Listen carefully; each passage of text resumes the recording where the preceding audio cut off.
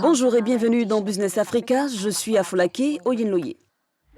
À venir, le Kenya et l'Éthiopie sont-ils sur le point de supplanter le Nigeria et l'Afrique du Sud, les géants économiques d'Afrique? Production de champignons en République du Congo, des mesures en cours pour son exportation. De plus en plus de manifestations pour dire non au franc CFA. Le Nigeria et l'Afrique du Sud sortent peu à peu de la récession, mais le Kenya et l'Éthiopie pourraient bientôt surpasser ces géants économiques dans la course à l'investissement. Selon un récent rapport sur l'indice Africa Risk Reward, dans ce rapport compilé par Oxford Economics et un groupe consultatif affilié à l'Université d'Oxford au Royaume-Uni, les risques sécuritaires et l'instabilité politique en Égypte, le ralentissement économique et le militantisme au Nigeria, l'escalade des risques politiques en Afrique du Sud ont sémé le doute sur les marchés favorables aux entreprises. William Bahia and Elvis Bo with more. Le Nigeria, l'Afrique du Sud et l'Égypte, les trois économies les plus stables du continent, pourraient bientôt se voir détrônées par deux de leurs poursuivants immédiats, l'Éthiopie et le Kenya. Selon le nouvel index publié par le cabinet contre le risque, qui fait le rapport entre les risques et les opportunités des économies à travers l'Afrique, Addis Abeba cumule un score de 8 sur 10 suivi de Nairobi qui s'en sort avec 6,7. Les auteurs du rapport soulignent que la croissance des deux pays d'Afrique de l'Est devrait leur permettre de rattraper assez rapidement leur retard sur les poids lourds de l'économie du continent.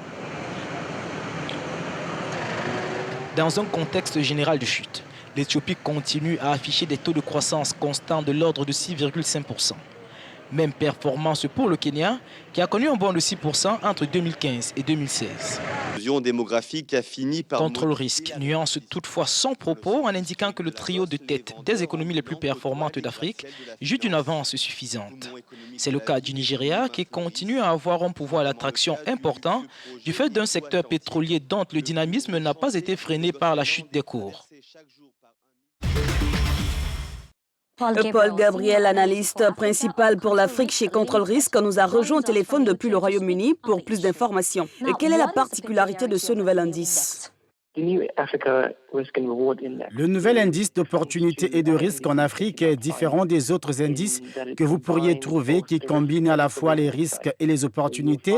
Vous trouverez différents index qui se concentreront spécifiquement sur les risques. Vous trouverez des index classant les économies africaines, les pays, à quel point ils constituent un risque pour les investisseurs étrangers.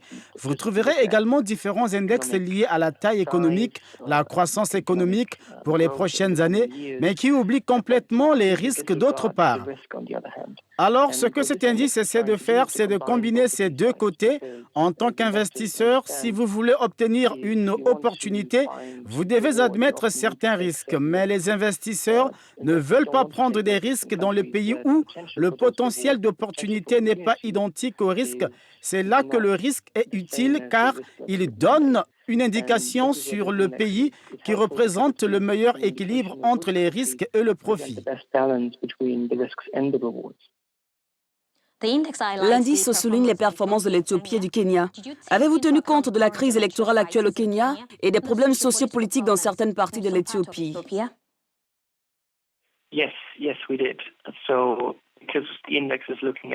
Oui, nous l'avons fait. L'indice examine le risque et le profit. Vous verrez que l'Éthiopie et le Kenya représentent des risques considérables. En particulier l'Éthiopie, nous regardons également l'instabilité politique de ces dernières années en même temps.